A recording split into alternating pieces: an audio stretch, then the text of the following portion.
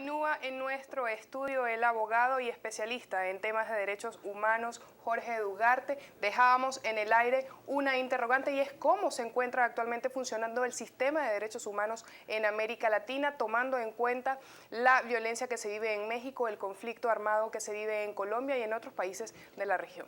Hay que estar muy claro en lo siguiente. Los derechos humanos son una responsabilidad de los estados. Los estados tienen la obligación impretermitible de garantizar la vigencia de los derechos humanos.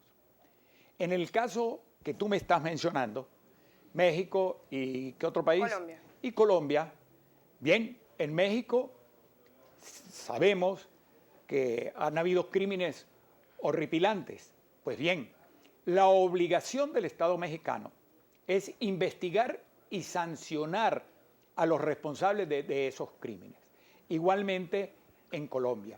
En Colombia, bueno, ha habido varios crímenes. Uno de los crímenes que se han cometido con mucha frecuencia han sido cometidos por la guerrilla colombiana. La obligación del Estado colombiano, así como del Estado mexicano, está en investigar y sancionar esos crímenes como una obligación ineludible de todos los estados para la vigencia y aplicación de los derechos humanos. Esa es la situación realmente de los derechos humanos en cualquier país de América y del mundo. Lamentablemente, por ejemplo, existen los sistemas de derechos humanos a los cuales nos hemos referido en otras oportunidades. Los que han atravesado sistemas, además por diversas generaciones. y que además los sistemas de derechos humanos, hoy día los derechos humanos, como toda elaboración del ser humano, como toda elaboración histórica y trascendental, como vienen a ser los derechos humanos, pues bueno, evolucionan, se perfeccionan y se transforman. Así tenemos, a propósito de lo que tú planteabas, los derechos humanos de primera, de segunda y de tercera generación. Hoy ya vamos hacia los derechos humanos de cuarta generación. Los derechos humanos de primera generación enmarcados dentro del Pacto Internacional de los Derechos Civiles y Políticos. Es decir, los derechos humanos civiles y políticos, primera generación. Segunda generación, derechos humanos económicos, sociales y culturales. Derechos humanos de cuarta generación son derechos de las relaciones de los estados, etcétera, y en relación también con la cuestión social, laboral, digámoslo así. Hoy tenemos un derecho humano de cuarta generación, de reciente data, declarado así por la Organización de las Naciones Unidas, hace apenas poco tiempo, escasos 3 años y algo más, que es el acceso a Internet.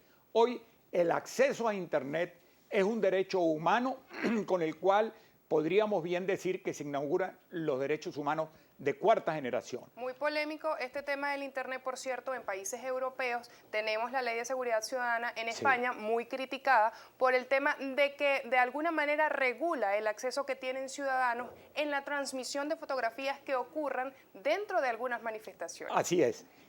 Lo lamentable es que hay 4.000 millones de personas en el mundo todavía que no tienen acceso a Internet.